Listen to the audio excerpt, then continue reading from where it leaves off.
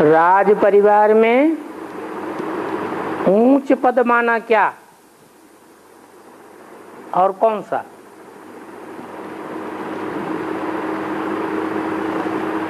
जो राजाओं का परिवार होता है उस परिवार में ऊंचे से ऊंचा लक़ब कौन सा है? हैं? राजा। राजा के बाद रानी, रानी के बाद राजकुमार। राजकुमार ढेर के ढेर होते हैं, उनमें भी बड़े और छोटे होते हैं। वो सब मर्तबे हैं। राजकुमारियां भी होती हैं, वो भी मर्तबा है। फिर बड़े बड़े ओहदेदार भी होते हैं। प्रधानमंत्री होता है, सेना नायक होता है, उनके सहयोगी होते हैं छोटे बड़े असिस्टेंट। वो सब राज परिवार से जुड़े रहते हैं ना। फिर छोटे छोटे पद होते हैं।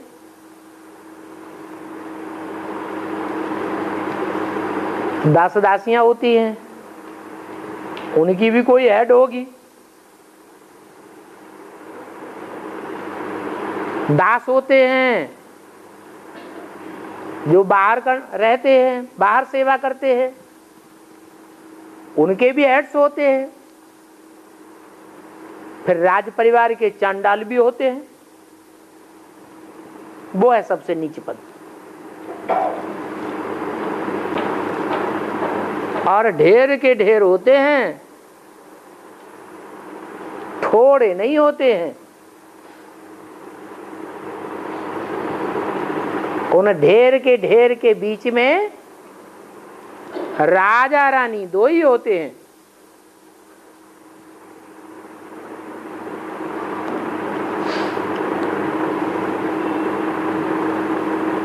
त्रेता के अंत तक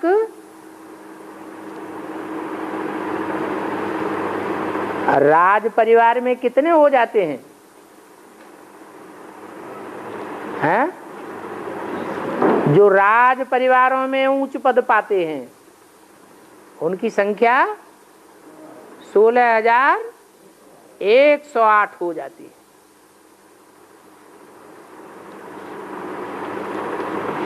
और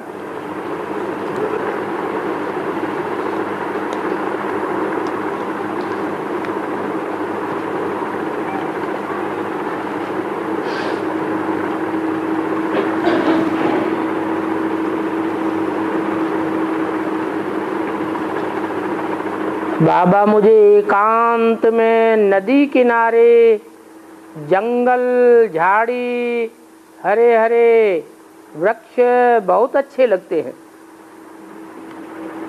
ऐसे स्थान पर बाबा की स्पेशल याद आती है।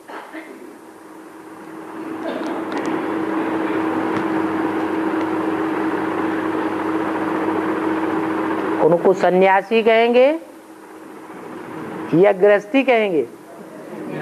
वो तो सन्यासी हो गए। एकांत में जाकर के याद किया तो ये बड़ी बात नहीं, लेकिन घर गृहस्थ में रह करके याद किया तो पावरफुल आत्मा साबित होती है। और बाबा ने तो बताया है, एक के अंत में रहो, बुद्धि एक के अंत में लगी रहे, उसे कहेंगे सच्चा एकांत। जंगल में जाने की जरूरत ही नहीं, क्योंकि हमको तो ज्ञान मिला हुआ है ये सारी दुनिया जंगल ही जंगल है, कांटों का जंगल है। अलग से जंगल में जाने की कोई बात ही नहीं।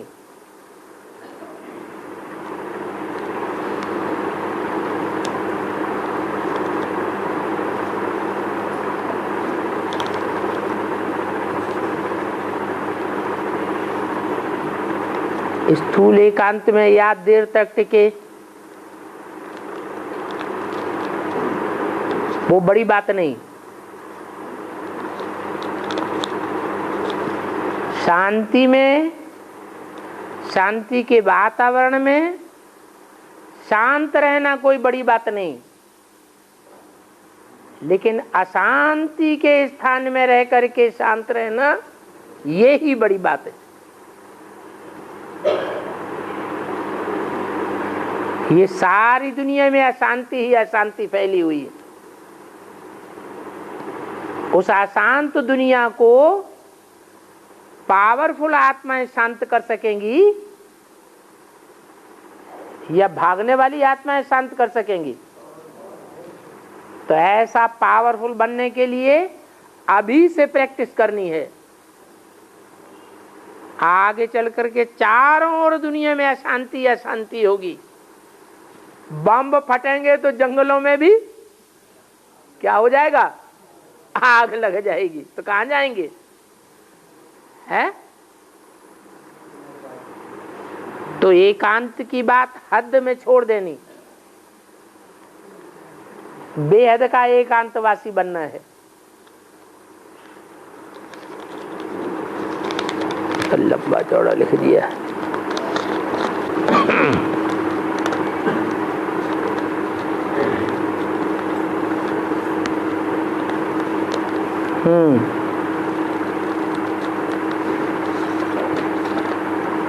तो आज सब लोग एकांतवासी होके बैठे हैं।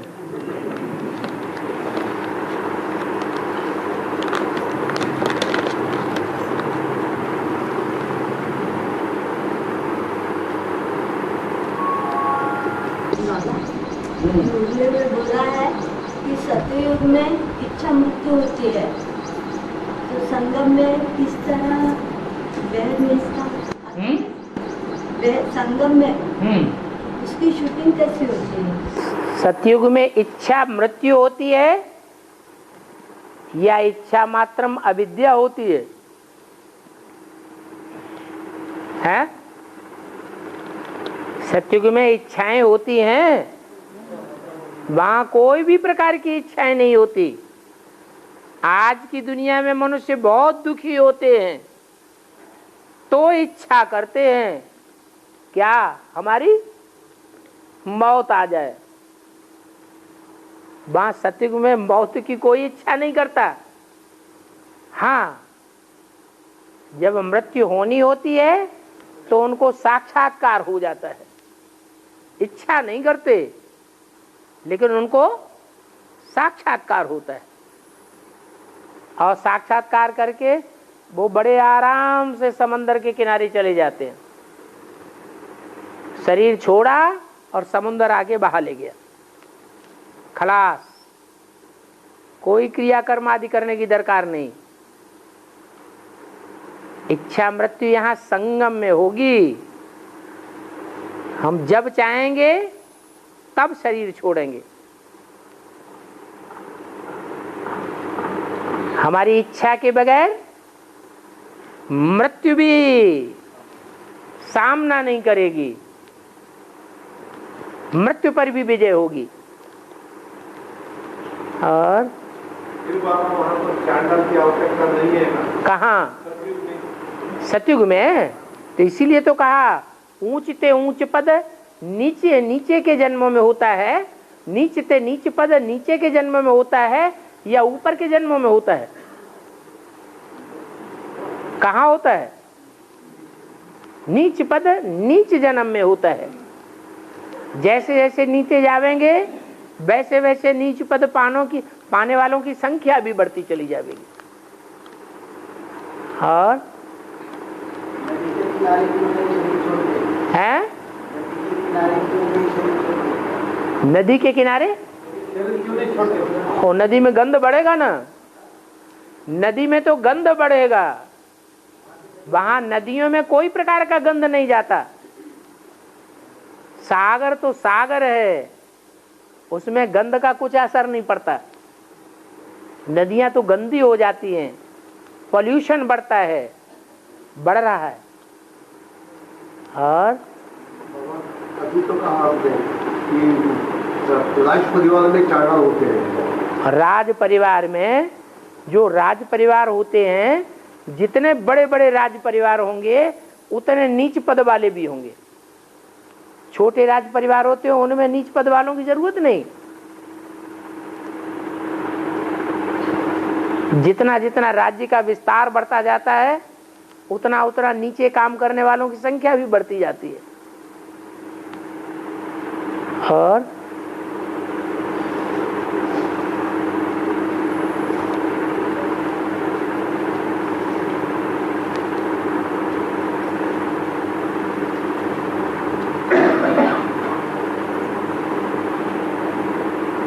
इच्छा मात्र अविद्या का अर्थ क्या बाबा? पाना था सो पा लिया, अब हमें कुछ भी पाना शेष नहीं रह गया। क्या? हाँ, जब पा लिया सब कुछ फिर किस बात की इच्छा? तो हो गया इच्छा मात्र अविद्या।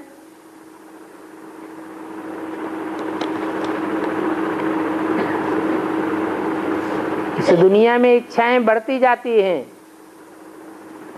और नई दुनिया में इच्छाएं घटती जाती हैं। जितनी जितनी नई दुनिया होगी उतनी इच्छाएं कम होंगी।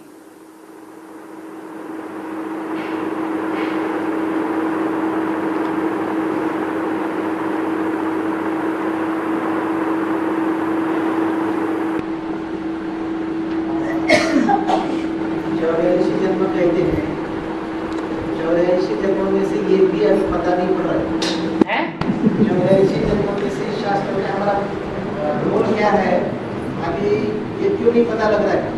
क्योंकि देहभान ज्यादा है। देहभान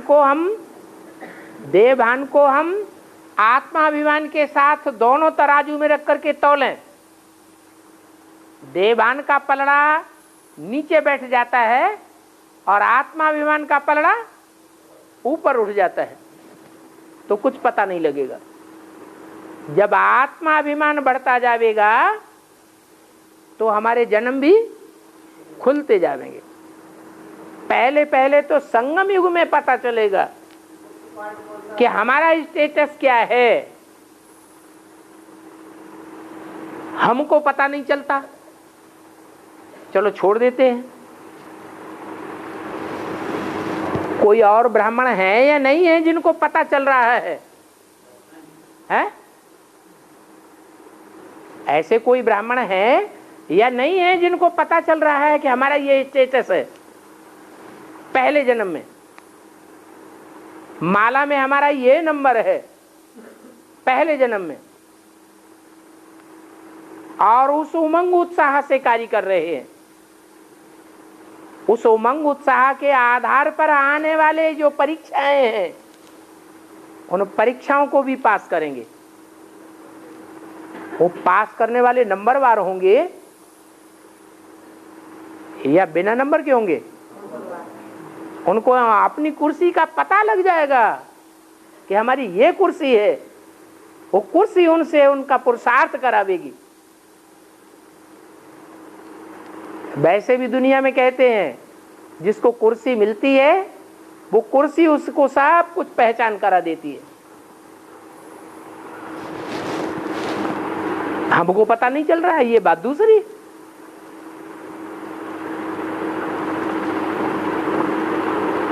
और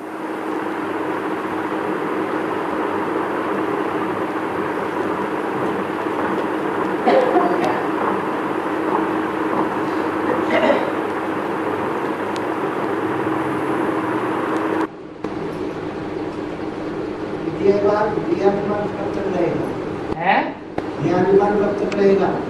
जब तक हम प्रैक्टिस नहीं करेंगे। दुनिया जब तक है तब तक देहाभिमान रहता है। दुनिया जब तक है तब तक देहभान रहता ही है?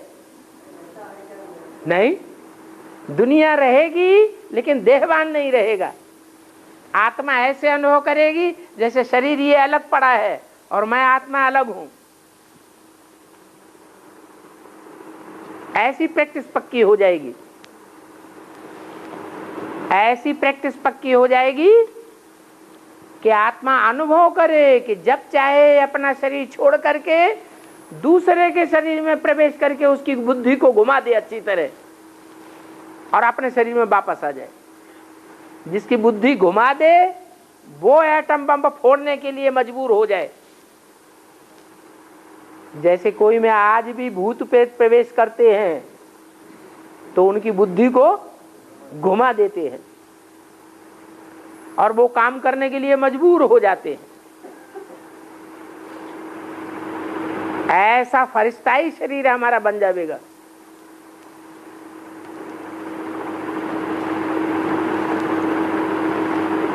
और एक जन्म का पता पड़ने पर अपने एक जन्म का पता जब लगेगा, बाबा ने तो बोल दिया मैं बच्चों के बगैर नहीं रह सकता और बच्चे मेरे बगैर नहीं रह सकते। ऐसे कोई बच्चे हैं या बाबा ने झूठ बोल दिया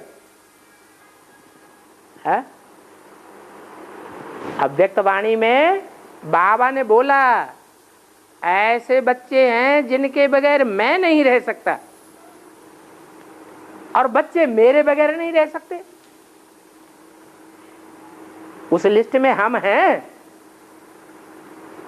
चलो हम तो अपने को महसूस नहीं करते, लेकिन बाबा ने बोला है तो हैं तो जरूर ऐसे।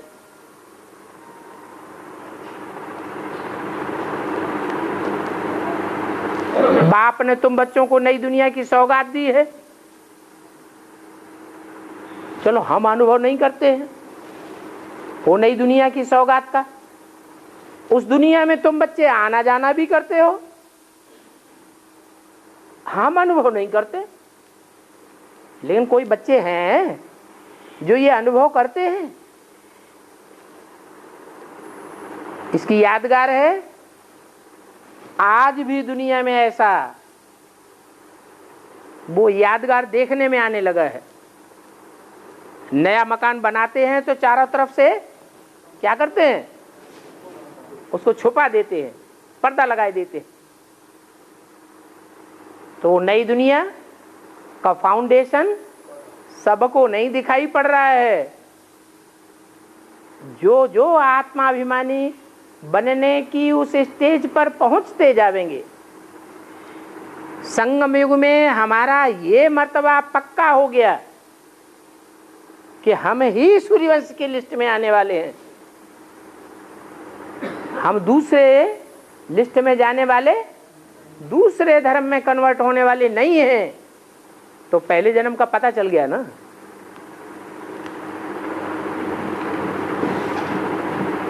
वो ज्ञान ही उनसे पुरुषार्थ कराता है। दुनियादारी, घर संबंधी, मित्र संबंधी सब भुला देता है।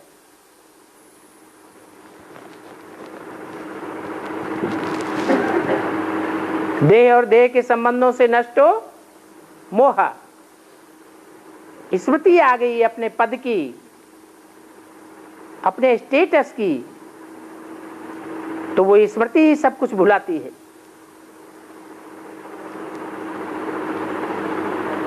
उसे कहते हैं स्मृति लब्धा।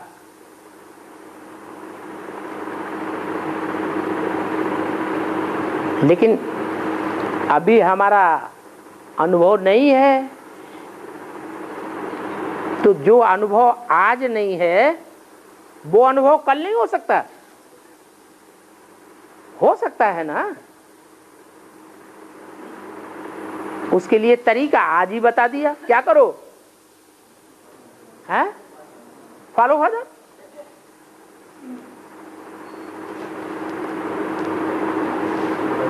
फादर क्या करता है, फादर ने क्या किया, क्या कर रहे हैं, वो हम भी करें। और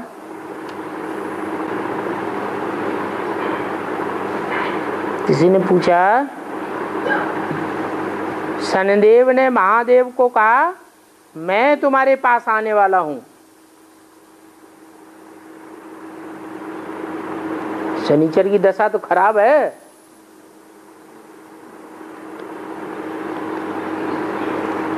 कोई शनिचर के पास आने देना अच्छा समझेगा क्या? नहीं। राहु की दशा में आना कोई पसंद करेगा क्या? ये तो गिरती कला में ले जाते हैं। तो शनिदेव ने महादेव को कहा मैं तुम्हारे पास आने वाला हूं, तो महादेव ने कहा मेरे पास नहीं आना। तो भी शनिदेव महादेव के पास गए, तो महादेव शनिदेव के आने से पहले ही पर्वतों में छिप गए। इसका क्या मतलब हुआ? क्यों छिप गए? हैं? पर्वत माने क्या? ऊंची स्टेज। ऊंची स्टेज में जावेंगे तो माया रावण हमारा कुछ भी नहीं बिगाड़ सकता।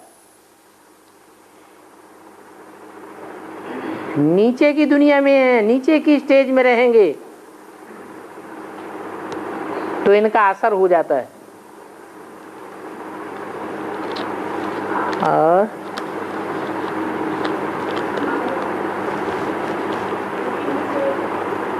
है पीछे आओ भाई, पीछे आओ। क्या? अभी पड़ा हुआ है, पीछे भी है।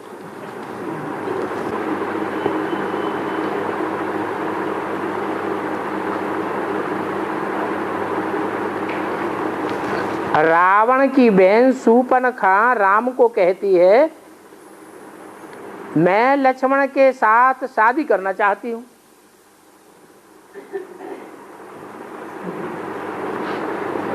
राम और लक्ष्मण आमने सामने बैठे थे थोड़ा दूर पे। तो शूर्पणखा राम के पास, राम के सामने गई और कहती मैं लक्ष्मण के साथ शादी करना चाहती हूं। तो राम ने शूर्पणखा के पीछे ऐसा लेख दिखाई दिया पीठ पर, किसका नाक कान काट दो।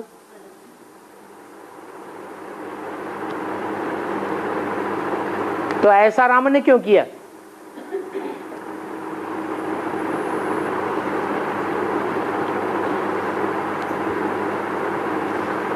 क्या खराब काम कर दिया क्या है? अच्छा किया या खराब किया है? अच्छा काम कर दिया। शूर्पणखा विदेशी थी या स्वदेशी कन्या थी? विदेशी कन्या थी। विदेशी कन्याएं तो इधर उधर घूमती ही रहती हैं जंगलों में।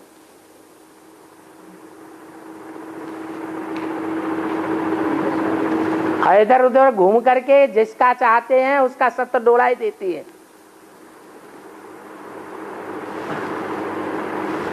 राम तो पक्का स्वदेशी है और लक्ष्मण भी स्वदेशी है।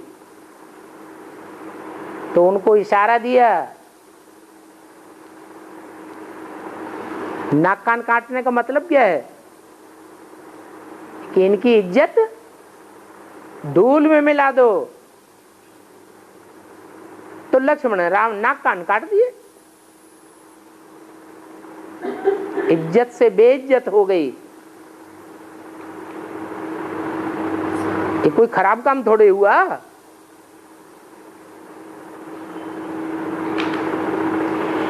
आगे चल के बहुत बेइज्जत होने वाली है,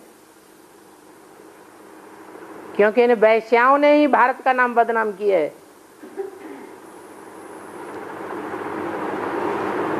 तो जिन्होंने भारत का नाम बदनाम किया है उनको सजा नहीं मिलनी चाहिए? आखिरी जन्म में भी सजा नहीं मिलेगी क्या है? मिलेगी। कान कट गए माने ईश्वरीय ज्ञान उनकी बुद्धि में समाता ही नहीं, क्योंकि कान कटे हुए। नाक कट गई उनकी नाक ईश्वर के और देवताओं के गुण देखती ही नहीं।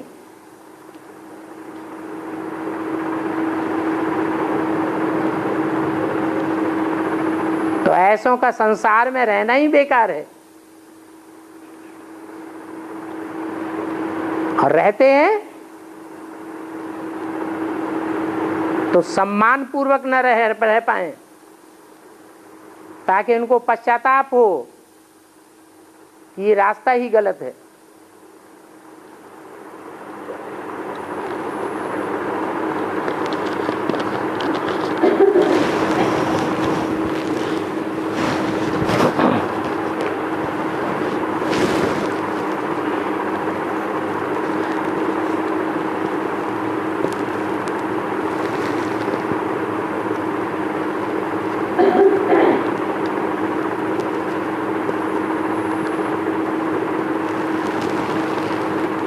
पांडवों का किला बनाने के लिए दूरंदेशी होना चाहिए। दूरंदेशी का अर्थ क्या है?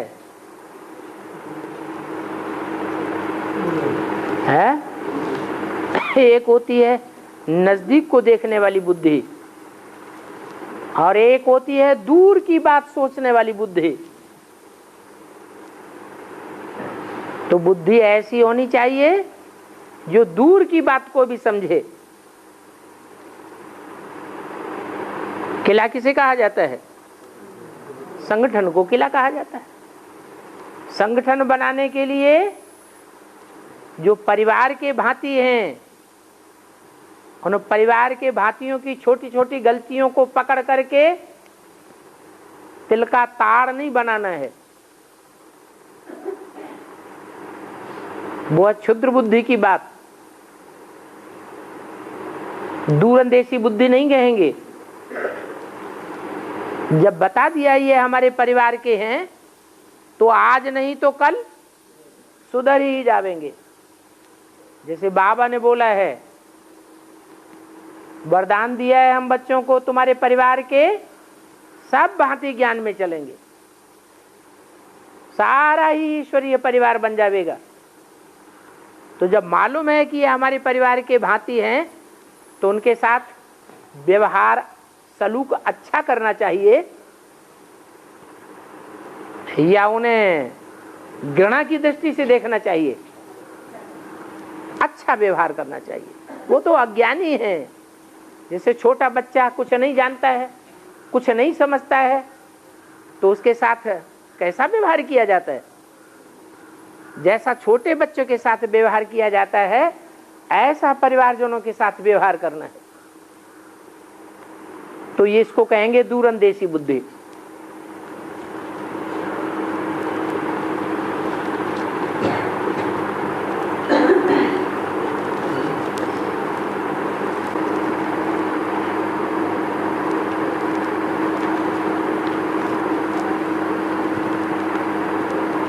यहाँ के ज्ञान रतन वहाँ के स्थूल रतन बन जावेंगे।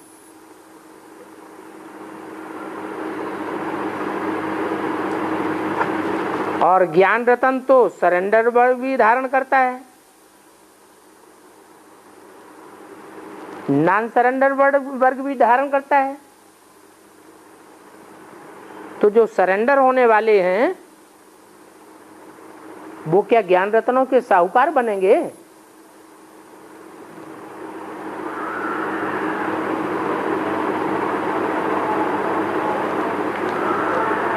सरेंडर होने वालों के लिए क्या बोला है? क्या बनेंगे? राज परिवार के भांति बनेंगे।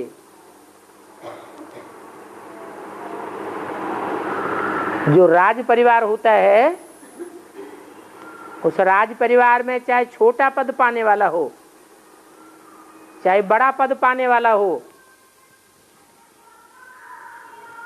दुनियावी लोगों के मुकाबले वो कम संपत्ति वाले होते हैं या धन धान्य से भरे पूरे होते हैं? धन धान्य से भरे पूरे होते हैं।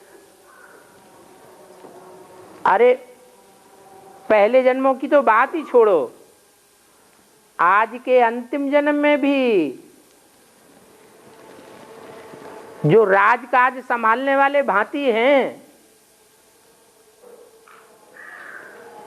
उनका कितना मान है। आज लोग धंधा धोरी करना पसंद ज्यादा करते हैं, या कोई नौकरी मिल जाती है तो ज्यादा खुश होते हैं। क्यों? क्योंकि उन्हें बहुत पेमेंट मिलता है। प्राइवेट दुकानों में, प्राइवेट कारखानों में काम करने वालों को इतना पैसा नहीं मिलता है। जो राजकाज के काम करते हैं, धंधे करते हैं, उनको बहुत पेमेंट मिलता है। इसलिए वो तो अच्छे साहूकार जैसे ही बन जाते हैं। इसलिए साहूकारों से सरेंडर्ड वर्ग की तुलना नहीं करना चाहिए। सरेंडर होने वालों में अगर दास दासी भी बनते हैं राज परिवार के, तो भी कम पैसा पाने वाले हैं या ज्यादा पैसा पाने वाले होंगे?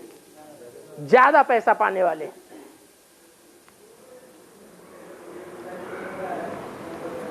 एक छोटे थाने में, छोटे पुलिस स्टेशन में दरोगा को जो पेमेंट मिलता है, और प्राइम मिनिस्टर का जो दरोगा होगा उसको कितना पेमेंट मिलेगा? छोटे से ऑफिस में ड्राइवर होता है, उसको जो पेमेंट मिलता है, उसके मुकाबले राष्ट्रपति का जो ड्राइवर होगा उसको कितना पेमेंट मिलता होगा? बहुत ज्यादा पेमेंट मिलता है। तो सरेंडर्ड वर्ग की तुलना दुनिया के जो साहूकार हैं उनसे नहीं की जा सकती।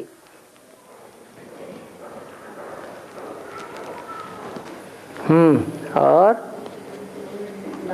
हाँ, लक्ष्मी बिठाती है घर घर में, उसका भेद लक्ष्मी महालक्ष्मी पूजन होता है बाबा इस महीने में। हाँ, महीने में गणपति के है, गणपति के बाद हाँ लक्ष्मी पूजन होता है। घर में लक्ष्मी बिठाते हैं। हाँ, क्यों?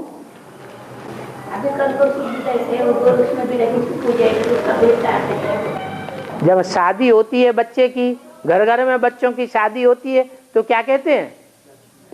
घर में लक्ष्मी आई। तो कोई ऐसी भी लक्ष्मी होगी ना, कोई ऐसा भी बेहद का परिवार होगा, इस वो है बेहद के परिवार में लक्ष्मी आई होगी पहले पहले, जिसकी यादगार में आज भी भारत में घर घर में लक्ष्मी का पूजन करते हैं, आवाहन करते हैं। कहाँ की यादगार है? संगम युग की यादगार। संगम युग में जैसा हुआ है वैसा भक्ति मार्ग में जन्म जन्मांतर आचरण करते आए हैं। और कंट्रोल आदि बंद करेंगे बाबा है, कंट्रोल आदि बंद करेंगे, फिर भाव बढ़ाएंगे। कंट्रोल आदि मना राशन है, राशन हाँ बंद कराएंगे, हाँ, फिर भाव बढ़ाएंगे। फिर भाव बढ़ाएंगे। अरे राशन बंद करने की बात क्या है? आजकल तो भ्रष्टाचार इतना बढ़ गया है कि राशन की दुकान वाले जो दुकानदार हैं वो सारा राशन पहले ही ब्लैक में बेच देते हैं। तो राशन तो पहले ही बंद हो चुका।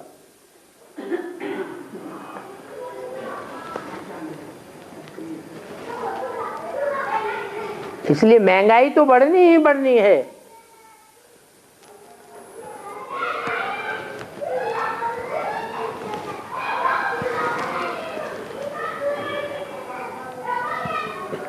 जितना बीमारी बढ़ेगी, जितना हम बीमार पड़ेंगे, उतना हमारे धर्मराज की सजा कम होगी।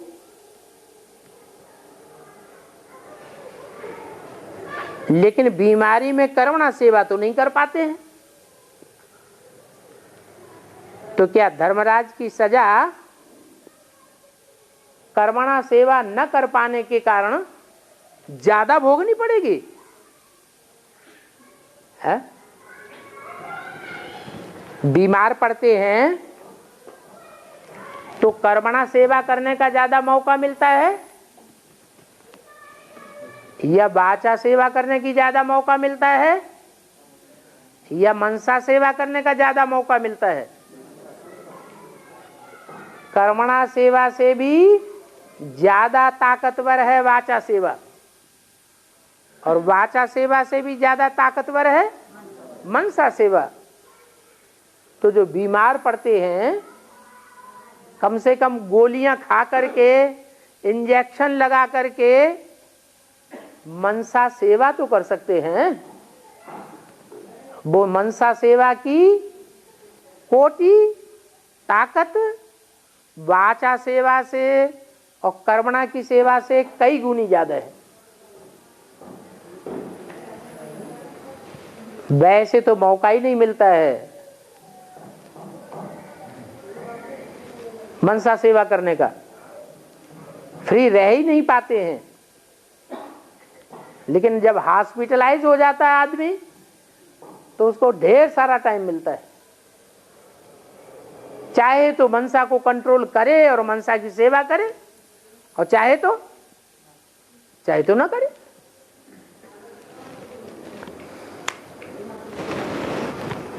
बाबा, पाकिस्तान का प्राइम मिनिस्टर जो है उसने कहा हमारे पास कि 2 महीने का ही धन है जो हम लोगों को पेमेंट कर सके। है 2 महीने का ही पैसा है हमारे पास। 2 महीने का एक पैसा?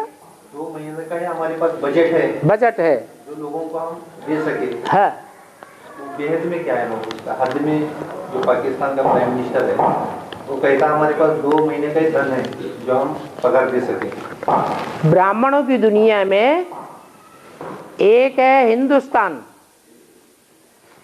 और एक है पाकिस्तान।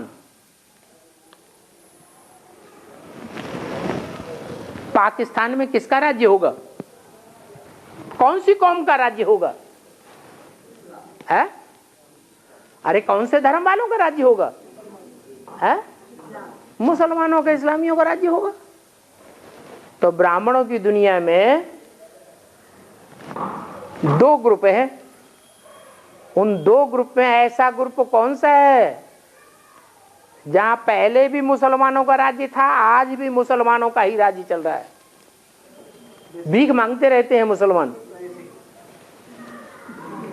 भीख मांगना, हत्या करना, डकैती डालना,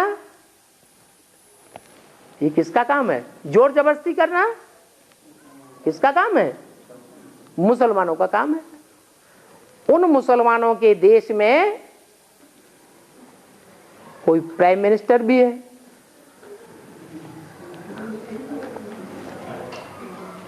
वो प्राइम मिनिस्टर का कहना है हमारे पास इतना ही बचा है, वो है स्थूल धन, स्थूल पाकिस्तान के पास। और यहां है, यहां कौन सा धन है? बेहद का धन। वो धन खलास होता जाता है। दृष्टि का लेन देन करेंगे तो संकल्प बिगड़ते हुए बनेंगे, बिगड़ैल संकल्प बनेंगे, वाइब्रेशन बनेगा, या वाइब्रेशन संकल्पों का सुधरेगा? बिगड़ेगा। जब संकल्पों का वाइब्रेशन लगातार बिगड़ता रहेगा तो ज्ञान रत्नों की कमी हो जाएगी बुद्धि में, या बढ़ेंगे? कमी हो जाएगी। तो ठीक तो कह रहा है, हैं? और अभी तो बाढ़ आ गई बहुत जबरदस्त।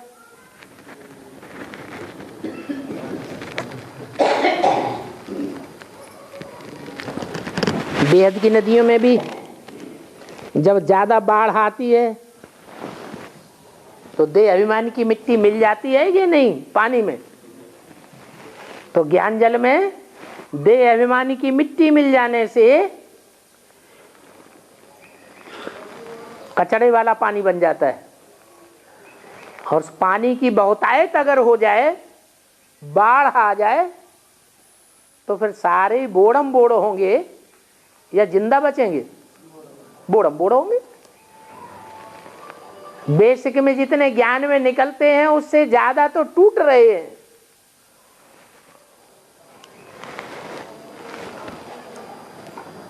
तो बोड़म बोड़ हो गए ना।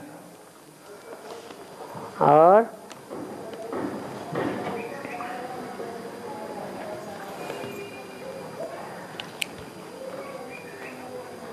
शिव बाप मुकर्रर रथ में निरंतर रहते हैं क्या?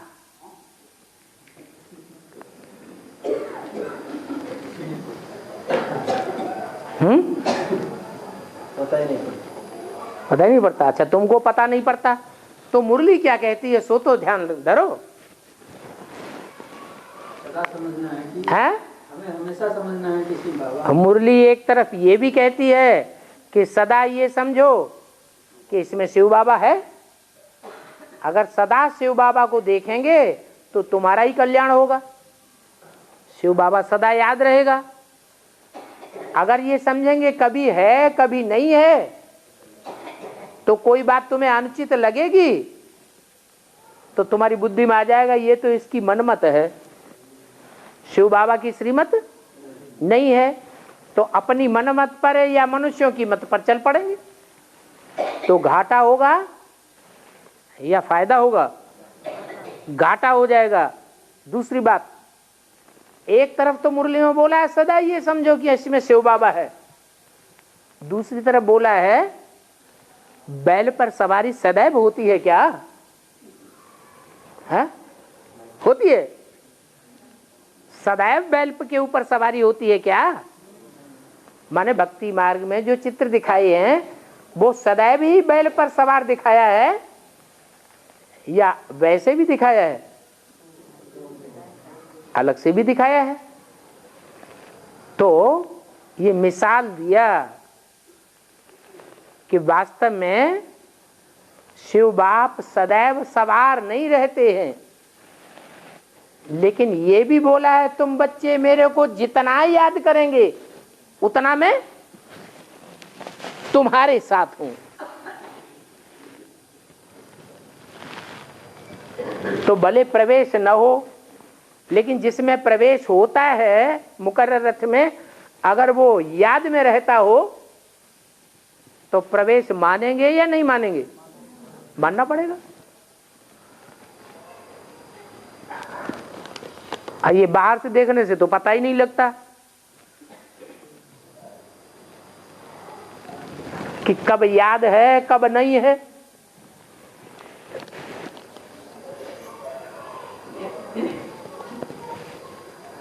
तो अनुमान करने की तो बात ही नहीं होनी चाहिए, क्योंकि अनुमान से तो नुकसान हो जाता है।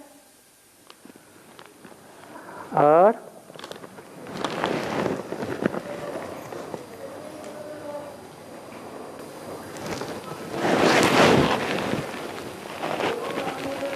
बाबा विदेशी धर्मों में जो के लोग हैं उन्होंने कोई शरीर छोड़ता है तो देह को मिट्टी में दबाया दिया जाए, क्योंकि वो देहात्मान को जला नहीं पाता पूरा, इसलिए मिट्टी में दबा दिया जाता। तो देशियों में ऐसा शैव पंथ है, हिंदुओं में शैव पंथ है, हाँ, उनके उनमें भी ऐसा मिट्टी में दबाया जाता है। उसका कारण क्या है? शैव पंथियों में जो शिव उपासक है, जो शिव उपासक है उनको भी मिट्टी में दबा देते हैं। उसका मतलब क्या है? मतलब यह है कि शिव बाप विदेशी बन करके आता है या स्वदेशी बन करके आता है? तो बाप विदेशी बन करके आता है तो जो बच्चे होंगे पक्के पक्के शिव के बच्चे शैव संप्रदाय, वो बाप को फॉलो नहीं करेंगे? करेंगे कि नहीं? फॉलो करेंगे। तो एक तो बात यह है कि वो शैव संप्रदाय है। दूसरी बात यह है जब बाप को फॉलो करेंगे और बाप साकार तन में आता है तो साकार तन में आते हुए भी, मिट्टी के चोले में आते हुए भी उस मिट्टी से परे की स्टेज में रहता है या मिट्टी में मिल जाता है? और धर्म पिताएं भी आते हैं, वो भी मिट्टी के चोले में आते हैं, लेकिन वो मिट्टी से परे होकर रहते हैं या मिट्टी में उनकी आत्मा मिल जाती है, मिट्टी के संग का रंग लग जाता है। तो जो फॉलो फादर बच्चे हैं वो ऐसी आत्मिक स्टेज में पक्के रहते हैं, बुद्ध रूपी हाथ में उनके लिंग रहता है, ऐसी याद पक्की होती है कि वो देह में रहते हुए भी जैसे कि देह में है ही नहीं। इसलिए देह को मिट्टी में दबा देते हैं। मिट्टी में दबाने के बावजूद भी मिट्टी में उनकी आत्मा समाई हुई नहीं रहती है। और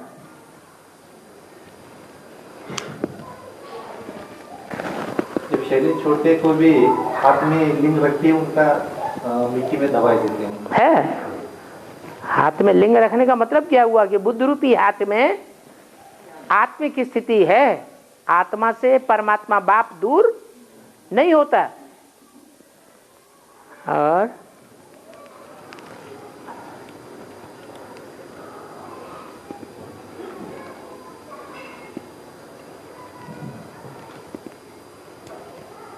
दूसरे धर्म वाले मिट्टी में दबाते हैं, उसका तो कारण ये है कि जब सृष्टि का अंत होता है तो और धर्म की आत्माएं देवान की मिट्टी में ही दबी रहती है, आत्मिक स्टेज का पक्का पुरुषार्थ कर ही नहीं पाती, देवान की मिट्टी में ही दब जाते हैं, खत्म हो जाते हैं।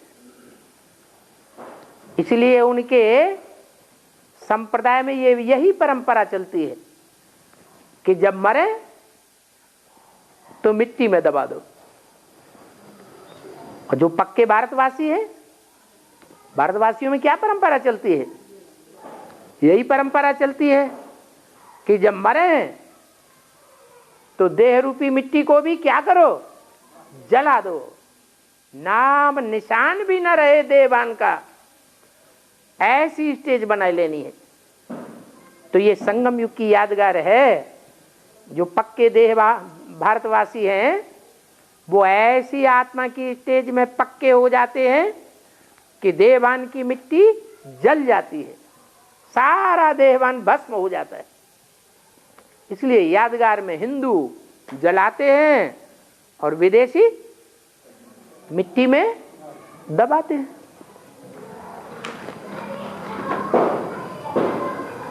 और